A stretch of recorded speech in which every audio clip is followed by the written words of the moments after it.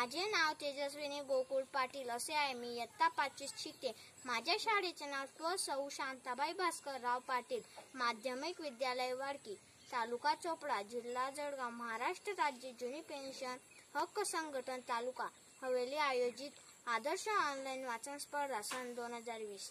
या स्पर्धेसाठी मी थोर महापुरुष संत गाडगे महाराज या थोर व्यक्तींबद्दल मी बोलणार आहे। तो प्रसंग म्हणजे डेबूजीचे गोवारी जीवन। डेबूजीने रोज मोठ्या पहाटे उठावे, गोठा साफ करावा, शिळ्या भाकरीचा तुकडा चावून वर गोटभर पाण्याने न्याहारी करावी, दुपारच्या जेवणासाठी दिलेली कांदा भाकरीची पुरणचुडी बगल्यात मारावी आणि गाई म्हशी बैल चरणीला घेऊन जावे। मध्यान्हीला सूर्य आला का गुरांना पाणी पाजून त्यांना सावलीत बसवायचे। आपण भाकर खायची नि रामकृष्ण हरी जय रामकृष्ण हरी भजने गात जवळच लवंडायचे। कित्येक वेळा गुरे डेबूजींची नजर चुकवून शेजारच्या शेतात घुसायची। राखणदार तणतणत यायचा। डेबूजी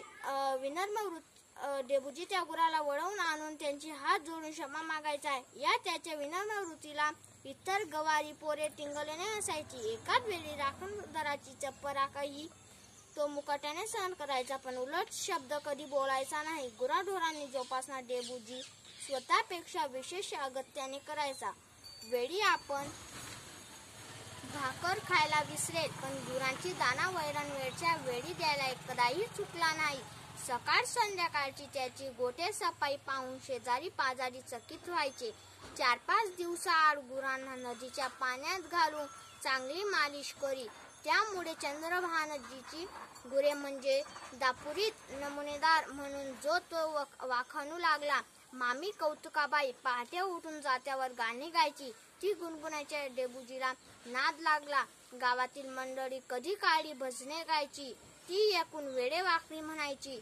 त्याने सुरुवात केली। थोड्याच दिवसात गोवारी मंडळ जमवून नदीच्या काठी भजने चालू केली। राखेलचा रिकामा डब्बा म्हणजे मुरदुंग आणि दगडांच्या चिंपांचे टाळ या साहित्यात डेबूजींचे हे भजनी मंडळ भजनांच्या कार्यक्रमात खूप रंगू लागले।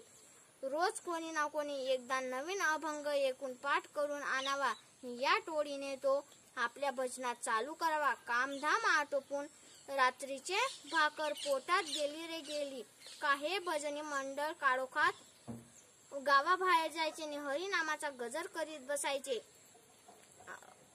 मध्यरात्रीपर्यंत असे होत राहिल्यामुळे इतर मुले उशिरा उठायची आणि उशिरा कामाला लागायची।